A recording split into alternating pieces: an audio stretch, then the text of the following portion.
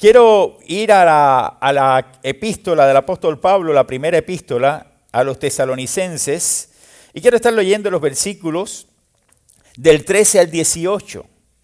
Y concéntrese en estos versículos, porque estos versículos también traen esperanza y tienen un mensaje muy específico también para nosotros, que nos traen consuelo y esperanza. Dice la palabra del Señor en el capítulo 4, versículos del 13 al 18, lo siguiente, en la primera epístola del apóstol Pablo a los tesalonicenses.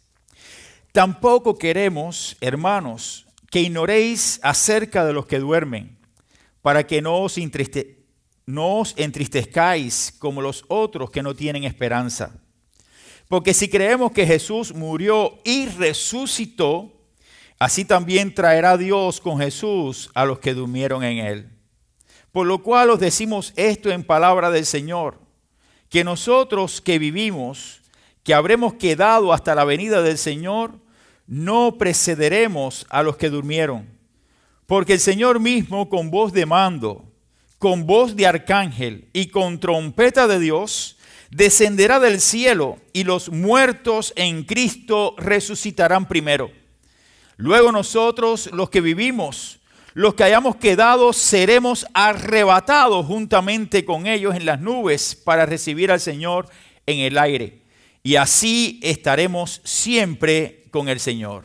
Por tanto, alentaos los unos a los otros con estas palabras. Dios bendiga su palabra y la lectura de la misma. El título del mensaje de hoy es Enseñanzas que traen consuelo al creyente. Repito, enseñanzas que traen consuelo al creyente. Y en este pasaje que podemos ver de las Escrituras hay varias enseñanzas que queremos estar extrayendo hoy que traen consuelo a la vida del creyente. ¿Y por qué digo a la vida del creyente? Porque una persona que no cree que va a haber resurrección no va a tener esperanza en que un día el Señor vendrá. Una persona que no cree no va a creer en la resurrección de los muertos. De hecho, hoy usted habla con algunas personas y usted le dice, no, los muertos van a resucitar. Te dice, usted está medio loco para eso. Eso es una locura. Cuando usted muere ya, todo se acaba. Usted puesto allí en una cajita, lo ponen allí en un lugar y allí usted va a descomponerse, su cuerpo se va a descomponer completamente. ¿Y después de dónde va a surgir su cuerpo si está completamente descompuesto? Ya no hay vida. Todo pereció. Y cuando usted habla con muchas personas, exactamente te dicen estas cosas. Pero hay una pregunta que yo me digo y que yo sí creo que sucederá. Porque de alguna manera cuando yo leo las Escrituras y veo todo lo que Dios trae y me habla, no me cabe duda que un día yo estaré con Él por la eternidad. Para mí no hay dudas. La pregunta que yo me hago como creyente es, ¿cómo será la eternidad? Yo no creo que no va a haber eternidad. Yo sé que habrá eternidad. Que voy a estar con Cristo por la eternidad. Eso yo estoy completamente seguro. Pero mi pregunta no es exactamente si lo habrá o no, sino cómo será. ¿Cómo será la eternidad con el Señor? ¿Qué estaremos haciendo por la eternidad? ¿Se ha preguntado usted alguna vez? Si usted es mecánico, usted no va a estar mecaneando carro allá arriba. ¿Ok? Ya eso se acabó. Usted no va a estar ya trabajando en la oficina o defendiendo un caso que hubo un accidente. No va a haber carros. Olvídense de los carros. Ya no va a haber entonces pérdida total para su auto porque usted no va a estar manejando. Pero sí hay cosas que veremos y cosas que Dios tiene preparadas para nosotros. Hay un texto bíblico que lo define muy bien cuando dice la Escritura, lo que ojo no vio ni oído yo, es lo que Dios tiene preparado para nosotros. Y cuando yo escucho textos como esto, mi imaginación se va y comienzo a pensar, ¿cómo será? Lo que yo no he oído en toda mi vida, ni lo que he visto, es lo que Dios tiene preparado para mí. Hay sectas que hablan acerca de este reino terrenal, donde hay que ir buscando el lugar desde ahora donde usted quiera vivir cuando ya estemos en ese reino con el Señor. Y algunos tienen hasta marcadas sus casas. Si yo voy a coger una casa, voy a escoger una casa, voy a irme para allá, para la zona de Los Cayos, allí cuando... Esas casas que usted solamente las mira y dice, ¿quién pudiera? Entonces, si yo voy a escoger alguna casa, no voy a escoger la casa que tengo ahora, voy a escoger una buena casa. Pero sabemos que ninguna de esas cosas son las que Dios tiene preparada para nosotros. Cuando el texto bíblico te dice lo que usted no se imagina, lo que usted no ha visto, lo que usted no ha pensado, lo que no ha pasado por su mente, es lo que Dios tiene preparado para ti. Para nosotros los que creemos, entonces esto trae consuelo y esperanza. No importa que yo vaya a la muerte, Dios tiene preparado para mí algo mejor. Y entonces usted va a la Escritura y usted va a encontrarse con estas verdades. Los creyentes de Tesalónica, la iglesia a la cual el apóstol Pablo le escribía, tenían muchas preocupaciones. Y además estaban en una condición hasta de acomodarse. Algunos habían dicho, Cristo viene pronto, no hay que trabajar. Entonces ahí es una de las cartas donde te dice, inspirado por el Espíritu Santo, el apóstol Pablo dice que no trabaje, que tampoco coma. ¿Entiende? Pablo sabía que la venida del Señor estaba cerca, pero ¿cómo usted no va a trabajar? ¿Cómo va a estarse recostando de los demás? El que no trabaje, que tampoco coma. Pero las preocupaciones de aquellos creyentes que estaban en Tesalónica no era exactamente sobre esto, sino pensaban en sus familiares que habían muerto. Y pensaban, ¿y aquellos que murieron? Y que murieron creyendo en el Señor, ¿van a tener la misma bendición de aquellos que están vivos y que el Señor venga de pronto? ¿Cuál será el beneficio de uno o tendrán de unos y de otros? ¿Tendrá ventaja los creyentes vivos sobre los creyentes muertos? Pablo contesta estas preguntas y los anima. El propósito de Pablo era animar a sus hermanos para que ellos tuvieran una esperanza y tuvieran consuelo, aun cuando estaban pasando por momentos de dificultad de alguna persona querida que había fallecido en Cristo y que de pronto ahora no iban a tener más. ¿Y ahora qué pasa? ¿Qué habrá después? Porque yo he depositado mi fe y mi confianza, pero ahora no lo tendremos más. ¿Qué es lo que sucederá? Vamos a la Biblia y vamos a sacar varias enseñanzas donde cada una de ellas, el apóstol Pablo, cuando se la daba a los tesalonicenses, también nos lo está dando a nosotros para que nosotros tengamos consuelo en nuestros tiempos. Hoy estamos viviendo en un mundo donde yo cada vez, y lo repito, porque no hay un día en que no venga una noticia que no sea desagradable. La noticia de un enfermo, la noticia de alguien que está pasando por un momento de necesidad, de alguien que está en una crisis, de alguien que está en una depresión, siempre hay una noticia. Siempre hay algo que llega. Y cuando usted escucha todas estas cosas, usted dice, Dios mío, solamente tenemos consuelo en ti. ¿Qué pasaría con las personas que no tienen consuelo en nada? Tienen que buscarlo de alguna forma. Por eso muchas personas cuando no creen en el Señor, entonces van allí donde está eso que ponen detrás de la puerta, o a ese Señor que ponen al lado de su cama, o se arrodillan quizás ante el corazón de Jesús que tienen detrás con sus ángeles. Porque al final creen, aunque tengan su fe puesta en el lugar equivocado. Creen en algo. Porque el ser humano fue creado con esa intención de buscar a algo por encima de él, porque ninguno de nosotros tiene respuestas. Y sabe que tiene que haber una respuesta fuera de él. Ninguno de nosotros, por mucho que busque la verdad o la felicidad, va a encontrarla basado en el conocimiento limitado nuestro. Por eso estamos buscando todo el tiempo fuera de nosotros. El hombre se ha empeñado por medio de la filosofía en buscar la verdad, encontrar las respuestas de nuestra existencia. Y todavía siguen surgiendo filósofos tratando de buscar las mismas respuestas. Y Dios tiene las respuestas. Y las respuestas de Dios son las que traen esperanza al hombre, son las que traen consuelo al hombre. Por eso cada enseñanza que nosotros vamos a estar viendo hoy son enseñanzas que el apóstol Pablo estaba dándole a sus hermanos creyentes para que ellos comprendieran que hay consuelo, esperanza, significado, propósito en cada obra que Dios hace a favor de nosotros. La primera enseñanza importante que el apóstol Pablo da aquí es que la muerte no es el fin de la existencia del hombre. Eso es algo que nosotros tenemos que estar conscientes. La muerte no es el fin de la existencia de un hombre. Usted con la muerte no puede decir que todo se acaba. Y esto no es porque yo quiera decirle a ustedes que la muerte no es el fin, sino porque la Biblia dice que la muerte no es el fin. Y nosotros como seres humanos siempre pensamos que ya la muerte ya, cuando te llegue ya, perdiste todo. No, Pablo decía exactamente para él vivir en Cristo y el morir era ¿qué? Pero nosotros nos empeñamos con la vida terrenal. Nos empeñamos en vivir esta vida porque no queremos. Y de hecho, nadie quiere morirse. Yo creo que un sermón hace ya unos años atrás lo pregunté y le decía, y me levantó aquí en una mano. Y yo decía, Dios mío, lo inesperado. Yo le decía, ¿quién quiere morirse? Y de pronto me levanta una persona en la mano y dice, ay Dios mío, está en depresión. Sí, porque ninguna persona en su pensamiento claro desea ir a la muerte.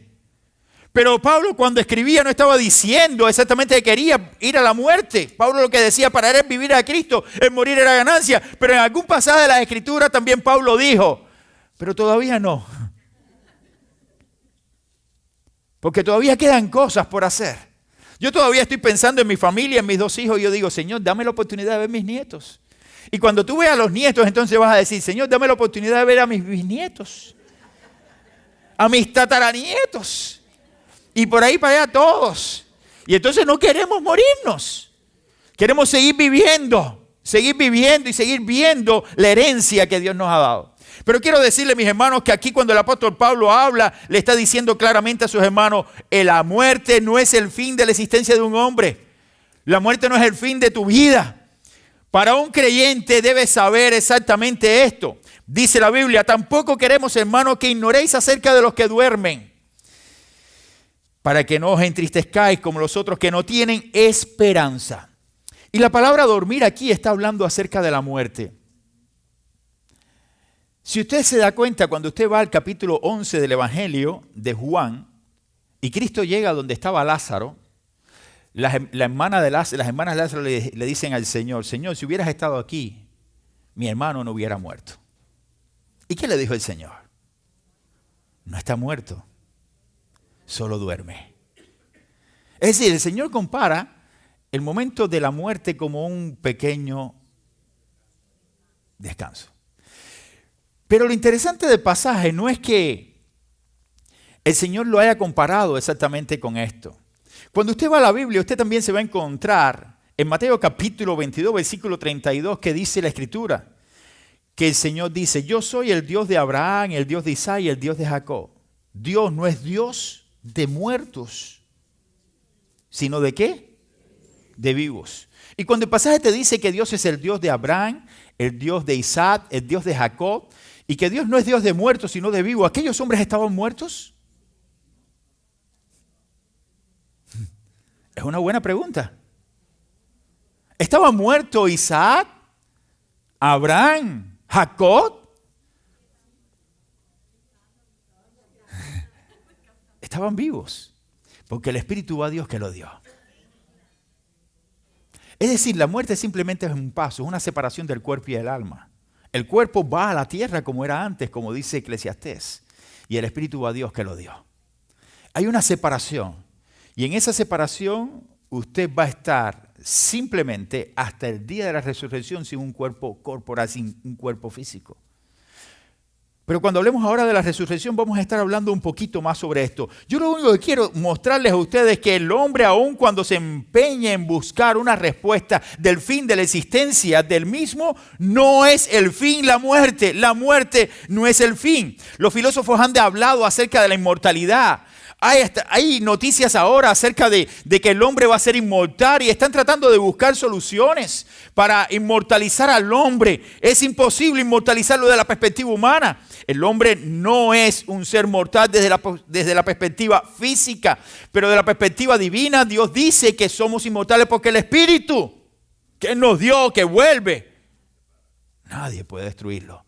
Ni aun cuando estés en el infierno estarás muerto. Estarás en eterna condenación.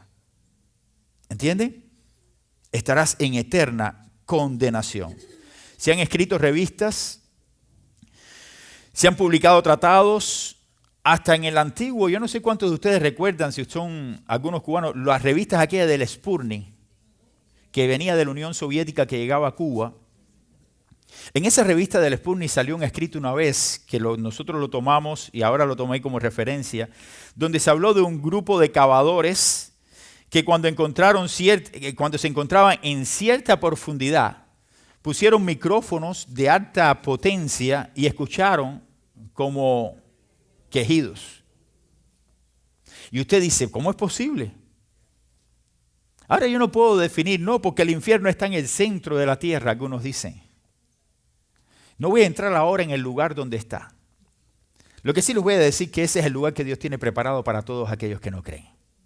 No quiero hacer una doctrina ahora que si está ahí, si es otro lugar, porque eso no es lo más importante. Lo que quiero dejarles saber es que sí, el hombre se ha empeñado en la búsqueda y en esa búsqueda no ha encontrado todas las respuestas, porque la respuesta la tiene el Señor. Pablo resolvió este problema al escribir cuando dijo, por lo cual os decimos esto en palabra del Señor. Es decir, no es que yo quiera que sea así. El Señor mismo dice que será de esta manera. Encuentro en estas palabras exactamente que el Señor tiene las respuestas para nuestras interrogantes. Nuestras interrogantes pueden ser muchas, pero Dios se ha revelado a nosotros y nos ha dado a conocer de que el hombre no tiene su fin en la muerte. No es el fin de la vida. El que cree en Jesucristo simplemente pasa de esta vida a la otra, a la eternidad con el Señor. El que no tiene a Cristo va a pasar de esta vida a la condenación eterna. Como dice el apóstol, el Evangelio, cuando estaba allí, el Señor hablando aquella historia que estaba, Lázaro había muerto, y cuando murió fue al seno de Abraham. Y aquel rico murió y se fue exactamente al lugar de condenación. Y luego que estaba en aquel lugar, el rico le decía, di a Lázaro, padre Abraham, di a Lázaro que venga y me moje por lo menos mis labios. Hablando de la condenación en que se encontraba aquel rico por no haber depositado su fe mientras tuvo vida. Cuando el Señor dice esta historia, algunos lo ven como una historia, otros quieren ponerla como una parábola. No importa si es parábola o historia, para mí es palabra de Dios y una enseñanza clara acerca de la condenación y la vida. Para mí está muy clara que es una historia o una parábola, como quieran decirle, pero el Señor estaba dando una lección de vida para que se dieran cuenta de que había un lugar de condenación y un lugar de bendición para todos los que creían. Y ahí estaba Lázaro siendo consolado por el padre Abraham. Y entonces el rico le dice allí al padre Abraham, envía a Lázaro a mis hermanos para que ellos no vengan a este lugar. Y el Señor lo dice por lo claro, a Moisés y a los profetas tienen, a ellos sus hermanos tienen que oírle. Hoy tenemos un mundo que no quiere escuchar estas verdades. Hoy tenemos un mundo donde la palabra de Dios es pisoteada, echada a un lado. Hoy tenemos un mundo donde se ríen de estas cosas, pero algún día llorarán por no haber creído en aquellas cosas de las cuales se rieron. Y es triste, hermanos.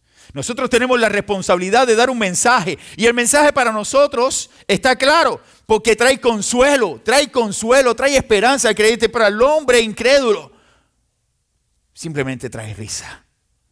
Y es triste. Pero yo sigo hablando sobre esto sabiendo de que algún día estaré con el Señor. Sabiendo de que mi cuerpo que hoy es, mañana no será. Pero este cuerpo también va a volver allí al lugar del cual Dios lo sacó. Pero un día también Dios lo levantará.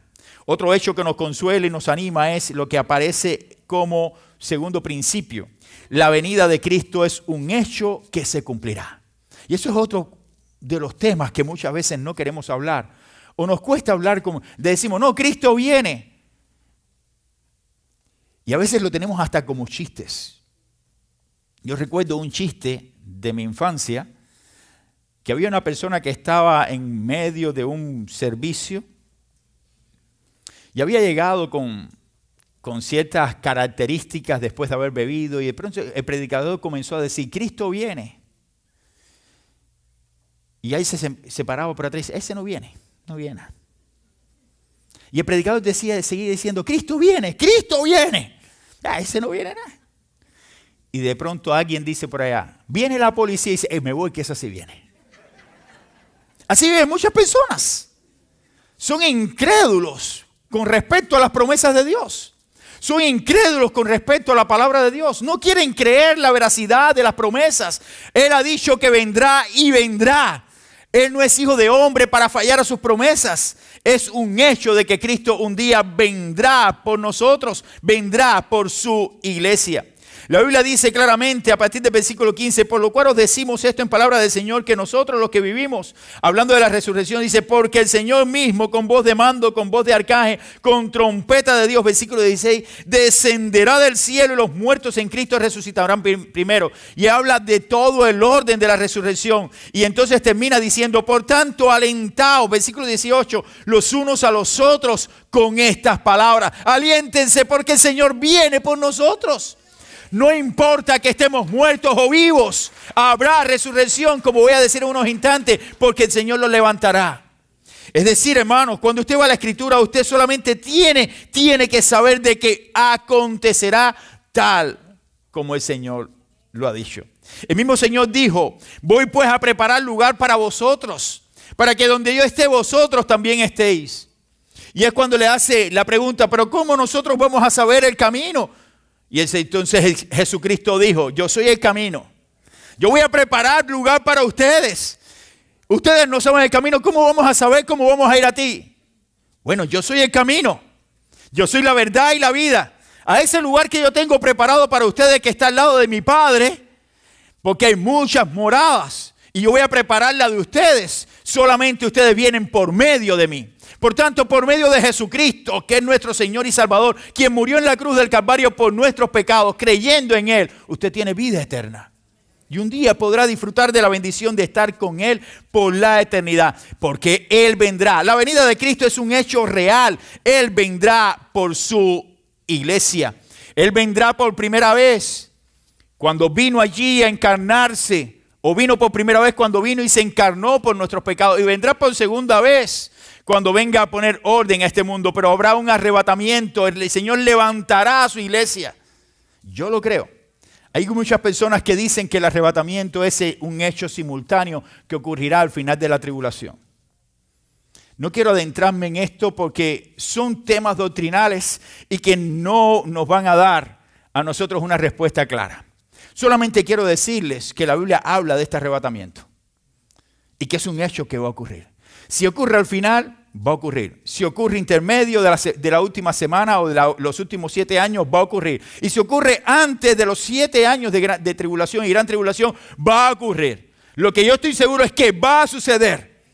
Va a suceder. En el momento que va a suceder, el Señor lo sabe. Todos nosotros los que tratamos de interpretar las Escrituras, tratamos de buscar conclusiones. Yo creo que vendrá antes de que ocurran todas las cosas que vendrán como juicio. Yo lo creo. Pero hay otros que dicen que no, que la iglesia pasará por todos los juicios. En fin, simplemente son interpretaciones. Y en esas interpretaciones nosotros tenemos que llegar a conclusiones. Y esas conclusiones son las que me dan a mí a entender con mucha claridad de que el Señor sí vendrá. Ya sea que usted crea de una manera o usted crea de otra, Cristo vendrá por su iglesia, arrebatará su iglesia, levantará su iglesia. Y después vendrá por segunda vez a poner todo este mundo en orden. Cuando venga a reinar, en mi opinión, por 1000 años, aunque haya muchas personas que no lo ven así. Pero yo sí lo creo de esta manera. Mateo capítulo 24 también habla acerca de esta segunda venida de nuestro Señor, cuando dice la palabra del Señor exactamente a partir del versículo 29. E inmediatamente, versículo 24, 29, inmediatamente después de la tribulación de aquellos días, el sol se oscurecerá y la luna no dará su resplandor. Y las estrellas caerán del cielo y las potencias de los cielos serán conmovidas. Entonces aparecerá la señal del Hijo del Hombre en el cielo. Y entonces lamentarán todas las tribus de la tierra y verán al Hijo del Hombre viniendo sobre las nubes del cielo con poder y gran gloria. Y enviará a sus ángeles con gran voz de trompeta y juntarán a sus escogidos de los 4 vientos desde un extremo del cielo hasta el otro. Así hará el Señor. El Señor vendrá por su iglesia. Y en su segunda venida vendrá a poner orden a todas las cosas.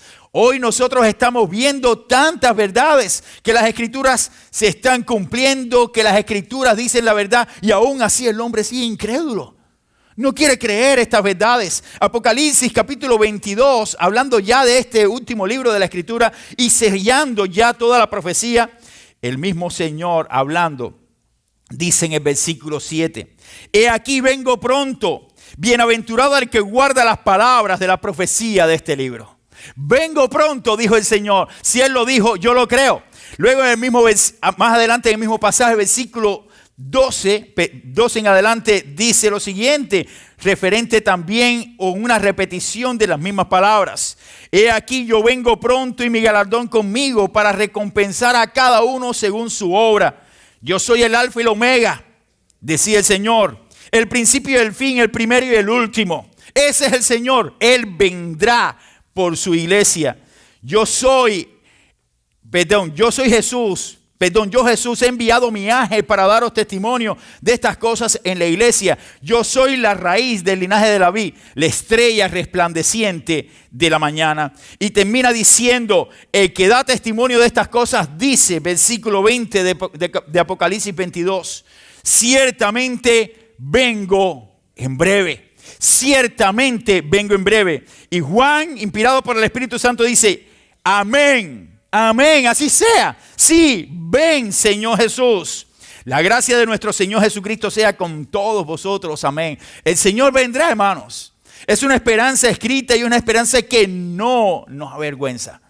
Y esa esperanza cada uno de nosotros como creyentes debe tenerla. Él vendrá un día por su iglesia. Por aquellos que hemos depositado la fe y la confianza en Él. Eso trae consuelo al creyente. Eso trae consuelo a la vida de una persona que ha depositado fe en Cristo. A veces estamos sin consuelo, nos duele. Porque como decía hace unos instantes, no queremos morir.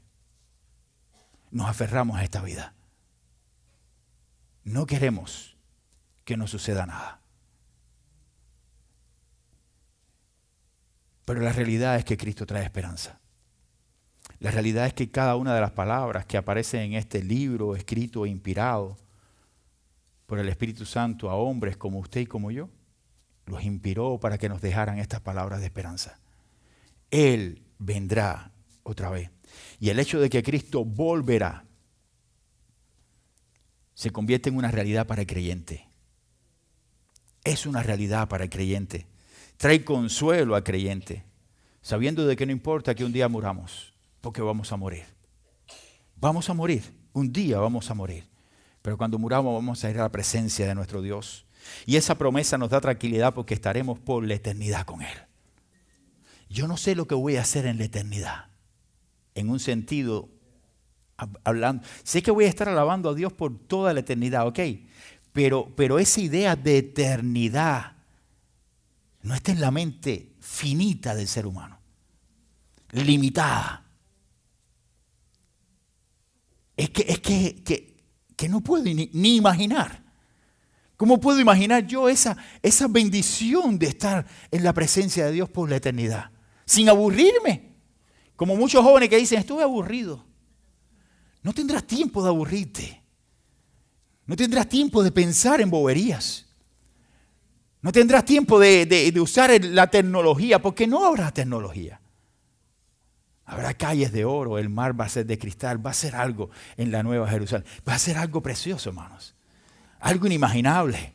Algo que usted ni siquiera puede descifrar con el pensamiento limitado que tenemos. Pero eso trae esperanza. Otro hecho que nos consuela y anima es que habrá resurrección de muertos. Y esto lo decía hace unos instantes. Las personas dicen, ¿cómo que va a haber resurrección? ¿De qué usted habla, pastor? Eso lo creen los testigos de Jehová.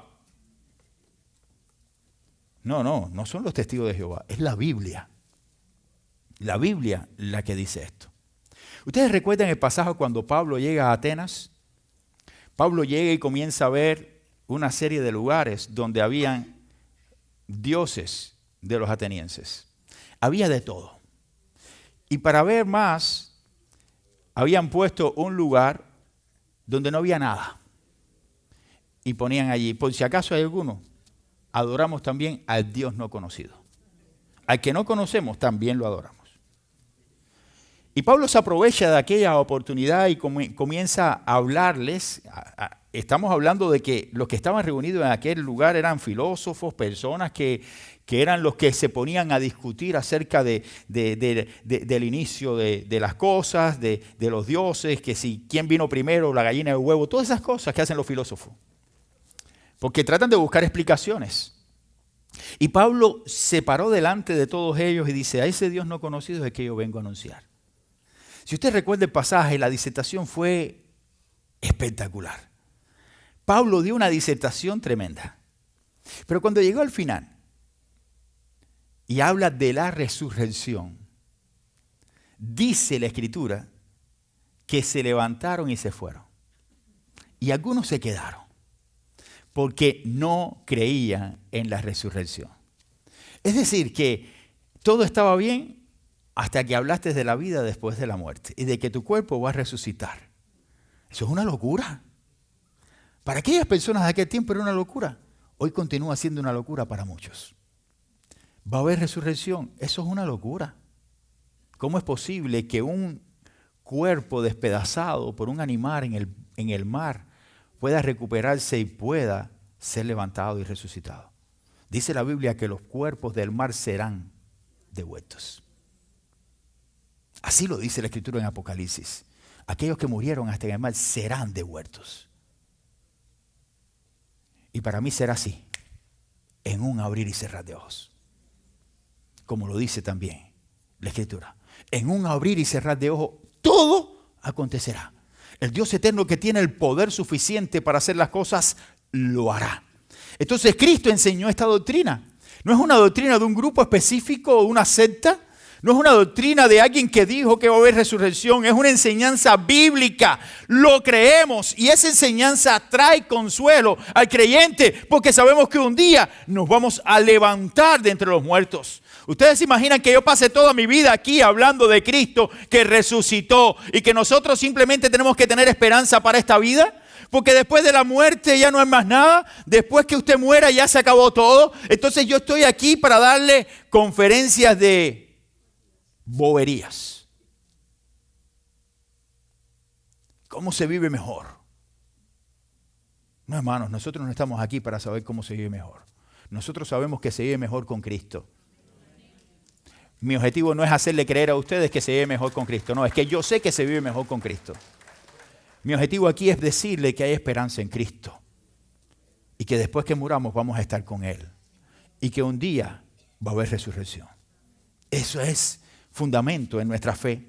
Cuando Pablo predicó a los atenienses, esto fue lo que aconteció. La mayoría no creyó, se burlaron de él cuando habló acerca de la resurrección. Se burlaron claramente, pero los griegos al deshacerse del cuerpo, porque los griegos pensaban que al deshacerse del cuerpo era una situación que era imposible de volver a recuperar. Para los griegos ya deshacerse del cuerpo era una esperanza, ya que el cuerpo en sí traía cargas para la vida de aquellas personas y por tanto no creían en la resurrección. Esta doctrina de la resurrección, ninguno de aquellos griegos la aceptaba directamente, aunque algunos sí la creyeron. El creyente, mi querido hermano, usted tiene que saber algo. El creyente recibirá un cuerpo glorificado. En un abrir y cerrar de ojos, nuestros cuerpos serán transformados si estamos con vida, dice la Biblia. ¿Habrá varias resurrecciones? Sí. Habrá la resurrección cuando venga el arrebatamiento donde el Señor levantará a los que han muerto en Cristo. Pero también habrá una resurrección para juicio al final. Lo dice Apocalipsis. Habrá una resurrección para juicio donde todos vamos a tener que comparecer ante el juicio del gran trono blanco. Y allí seremos juzgados por nuestras obras, dice la Escritura. Pero los que seremos levantados con el Señor, estaremos con Él por la eternidad y nuestros cuerpos que están muertos, que serán levantados, serán transformados y nos transformaremos en cuerpos glorificados. Y yo me pregunto, si yo morí de 90 años, ¿cómo será mi cuerpo? ¿Se ha puesto a preguntar? ¿Usted se ha puesto esa pregunta? Yo a veces me pregunto, ¿cómo será mi cuerpo? Señor, quítame las arrugas ya que me están saliendo. ¿Ya? ¿Sí? Serán cuerpos glorificados. Yo no sé si el Señor me va a glorificar con 20 años. O me dará la figura de 20 años. Yo prefiero que me dé esta figura porque cuando yo tenía 20 estaba, como decía yo, estaba peor. Más delgado. Señor, dame las libritas que tengo ahora, ¿no? Pero lo que sí puedo saber es que Dios nos va a dar un cuerpo glorificado. Su cuerpo será como el del Señor. Es decir, no habrá más muerte. No estaremos experimentando entonces el deterioro de un cuerpo físico porque nuestro cuerpo ha sido glorificado. La primera resurrección será para vida, dice la Escritura. La segunda, antes del cielo nuevo y la tierra nueva, para condenación. Y antes de esta segunda resurrección acontecerán 7 años de tribulación. Yo lo creo. 7 años de tribulación. Y esto lo habla la Biblia con mucha claridad. Y nosotros tenemos que creer lo que la Escritura nos dice. Aquí el apóstol Pablo, cuando le escribe nuevamente a los tesalonicenses, y yo quiero que usted busque, porque aquí la palabra del Señor lo dice. En el capítulo 5, fíjense cómo habla de la secuencia, dice, por lo cual os decimos esto en palabra del Señor, que nosotros que vivimos, que habremos quedado hasta la venida del Señor, no precederemos a los que durmieron. Es decir, no estaremos antes, estaremos juntos, dice, porque el Señor mismo con voz de mando, con voz de arcángel, con trompeta de Dios, descenderá del cielo y los muertos en Cristo resucitarán primero. Esos muertos en Cristo serán levantados. Luego nosotros, después, los que vivimos, los que hayamos quedado, seremos arrebatados juntamente con ellos en las nubes para recibir al Señor en el aire. Y así estaremos siempre con el Señor. Por tanto, mis hermanos, hay consuelo, dice aquí, hay esperanza. Aliéntense los unos a los otros, porque la muerte no es el fin. La muerte no es el fin de la vida. Hay resurrección de entre los muertos. Hay esperanza para el creyente. Hay esperanza para usted y para mí. Mi querido hermano y amigo, yo no sé si usted vino hoy por primera vez y usted no pensaba de esta manera. Quizás usted llegó, ahorita saludé a 2 o 3 hermanos, 2 o 3 amigos, y usted pues puede estar escuchando y usted puede decir, yo no creo mucho esas cosas, pastor. Yo llegué hoy porque me invitaron, pero yo le voy a decir una cosa. La vida va a continuar. Y usted puede creer o no. Pero algún día usted se va a encontrar con la muerte si Cristo no viene antes. Porque por ahí iremos todos. Creyentes y no creyentes tendremos que enfrentarnos a la realidad de la muerte. Creyentes y no creyentes tendremos que enfrentarnos a la realidad de las enfermedades porque estamos en el cuerpo. La misma enfermedad que le da a un no creyente es la misma enfermedad que le da a un creyente. Es la misma. La diferencia es que si usted no cree, usted no sabe cómo enfrentar la realidad de su muerte. Pero si yo creo, yo sí sé cómo voy a enfrentar la realidad de mi muerte. Porque mi muerte es simplemente la separación de este cuerpo terrenal. Porque mi espíritu va a Dios. Y tengo esperanza y consuelo. Y también tengo esperanza y consuelo hoy para vivir mi fe, para decirte que un día Dios me va a levantar de entre los muertos. Dios nos levantará. Y para aquellos que no son creyentes o tienen algún tipo de fe, tengo que decirles que un día todos, absolutamente todos, creyentes y no creyentes, serán levantados de entre los muertos. Y usted puede decir que no cree hoy. Y usted se encontrará con la realidad de la muerte. Pero un día, aun cuando usted no cree, será levantado de entre los muertos. Y tendrás que comparecer ante el tribunal de Cristo. Y ese día no hay justificación. Porque usted, un 25 de mayo del 2025, escuchó que el único camino para entrar al cielo es Jesucristo. Lo segundo, en una fecha como hoy, usted le va a tener que decir al Señor que usted escuchó que había resurrección de muertos y yo no lo creí. Y que la muerte no es el fin de la vida. Es el fin de una vida terrenal para comenzar a vivir o en una condenación eterna o en la bendición de estar en la casa de mi Padre. Yo sé que estaré en casa de mi Padre. Solamente usted tiene que saber si estará en casa de su Padre. Que Él les bendiga, es mi deseo, y espero que estas verdades también sean una realidad para cada uno de nosotros como creyentes. Nos ponemos en pie para orar y así concluir. Vamos a orar. Señor y Padre, gracias por Jesucristo, gracias por la esperanza que tenemos, Señor, en ti, por las promesas hechas, Señor, que se cumplirán. Bendice a tu iglesia, Señor. Bendice la vida de cada uno de mis hermanos, de aquellos que nos ven por medio de las redes sociales. Señor, toca los corazones de aquellos que aún no comprenden la verdad de tu palabra. Ábrele los ojos, Señor, para que vean lo que nosotros podemos ver claramente, Señor. Porque hay esperanza en ti. Nos ponemos en tus manos, Señor. A ti la gloria y la honra. Oramos en el nombre de Cristo y tu iglesia dice amén y amén. Que Dios les bendiga, mis hermanos. Gracias.